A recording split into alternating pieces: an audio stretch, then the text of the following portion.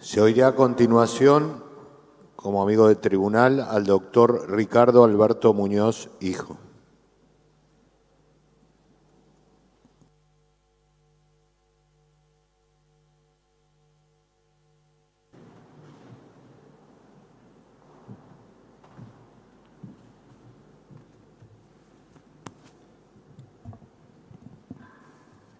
Buenos días. En primer lugar, destaco el valioso criterio que ha tenido la excelentísima Corte en seleccionar este caso y darle la debida publicidad y democratización que los institutos del amigo del tribunal genera. Y en el caso mío lo hago y agradeciendo la admisión sin otra movilidad, motivación de que ser abogado, docente, investigador universitario, autor de libros, y en definitiva buscando la verdad en el tema. Y además adelanto mi opinión que apoyo la defensa de los derechos de la actora, entendiendo humildemente que debe la excelentísima Corte confirmar el fallo que aquí se discute. Básicamente voy a dividir mi exposición fundamentalmente en dos aspectos. Por un lado, destacar algunas precisiones vinculadas al derecho al olvido, que creo que es importante clarificarlo. Y en segundo lugar, humildemente, daremos algunos argumentos o motivaciones que creemos que pueden ser de validez para la resolución del caso. En primer lugar, destacar que en materia del derecho al olvido digital, el origen, la generación, la captación del dato es lícito, solamente que su continuidad en el tiempo, su propagación y difusión, lo transforma en innecesario, en ilegítimo y por lo tanto desproporcionado. El acceso facilitado a través de los motores de búsqueda hace que el mismo se transforme en desproporcionado. El factor tiempo es importante, pero no es el único, no es una variable exclusiva, sino que a la vez hay que destacar otros aspectos tales como la actualidad, la pertinencia y la relevancia. Vale destacar que el factor tiempo en este caso sí se cumple porque estamos hablando de contenido generado hace más de 20 años. Destacar, y en esto quiero ser preciso, que en materia del derecho al olvido, el dato ha perdido actualidad, deja de ser relevante, particularmente es inadecuado, impertinente, innecesario y excesivo en relación al ámbito y finalidad para lo cual se hubiese obtenido o recolectado. Excelentísima Corte, esa regulación ya existe en el artículo 7 de la Ley de Protección de Datos Personales, de tal manera que no existe, en mi opinión, una vacancia jurídica. La información no es falsa, no se vincula en forma ilícita, porque si así fuere, entonces caben las tradicionales pretensiones que regulan, en nuestro caso, la ley de habeas data. No prospera el derecho al olvido cuando estemos hablando de información con fines históricos, estadísticos o científicos. Tampoco prospera en el caso de que el reclamante tenga relevancia pública o que exista un interés público, como por ejemplo datos en materia penal, y además vale destacar se encuentra protegida la fuente original de información periodística en los términos del artículo 43 de la Constitución Nacional. Ahora bien, algunas humildes sugerencias que creemos que podrían enriquecer el debate y que podrían dar sólidos argumentos a la hora de resolver. Primero, entendemos que debe tenerse en vista la edad de la actora, independientemente si al momento de la generación de los contenidos era menor de edad o no. Básicamente porque se respetan o deben respetarse igualmente las reglas de la tutela especial de niños, niñas y adolescentes, teniendo presente la temprana edad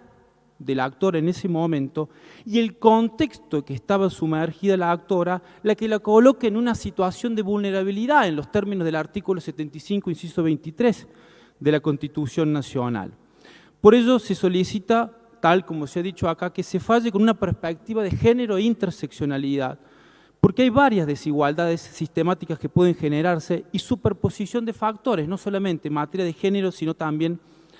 social. A la vez destacar en este punto de que independientemente de que se haya sometido voluntariamente a la generación de estos contenidos, esos contenidos o ese sometimiento ha sido revocado, se ha revocado su consentimiento, también aspecto que está regulado en la Ley de Protección de Datos Personales. Debe destacarse también la reputación de los demás la moral pública, la protección de la moral de la infancia, la adolescencia, la incitación a la violencia, toda terminología que establece el artículo 13 infin de la Convención Americana de Derechos Humanos cuando regula la libertad de expresión. Básicamente, entendemos humildemente que debe ponerse foco en la víctima, en la perspectiva de la víctima, en ese momento una persona desventajada al momento de generar estos contenidos, porque además consta en la causa situaciones de violencia y agresión. Además, también era motivo de toda una situación de corrupción y un escándalo judicial. De tal manera que entendemos que no existiría un agravio concreto, individualizado, a la violación a la libertad de expresión, solo conjetural, toda vez que no hay una afectación concreta al derecho de la sociedad al tener acceso a ese tipo de contenidos que implican situaciones de agresión y violencia en materia de género. Igualmente, creemos que se encuentra a salvo la doctrina de la excelentísima Corte, por ejemplo, en el caso Sujarchuk, que no es aplicable, porque en este caso hablamos de contenidos que se propagan a través de motores de búsqueda y no fuentes directas de información periodística. De la misma manera se encuentra a salvo la doctrina de la Corte en el caso CZM contra Google del 2018, porque acá tampoco se pondría en riesgo aquella obligación, o si se quiere prohibición de la obligación de monitoreo general de contenidos. También creemos que sería muy útil a los fines de la resolución del caso que vuestra Corte tenga a la vista los 13 criterios que estableció el denominado Grupo del Trabajo del artículo 29 respecto a criterios para la resolución del caso en materias de derecho al olvido en el marco de la Unión Europea, a la vez también la regla del artículo 17, el Reglamento General de Protección de Datos Personales, podrían dar también un argumento válido y una herramienta concreta. Tampoco en el caso no se presentan, según surgen de las constancias de la causa, de que se den aquellos supuestos que excepcionan al derecho al olvido, como por ejemplo la calidad de funcionario público, como por ejemplo el contenido penal de la información, como por ejemplo la fuente pública o el interés público, de tal manera de que el criterio de este amigo del tribunal también deja a salvo la jurisprudencia de la Corte en el caso Paqués, fallos 342-2187. En definitiva, creemos que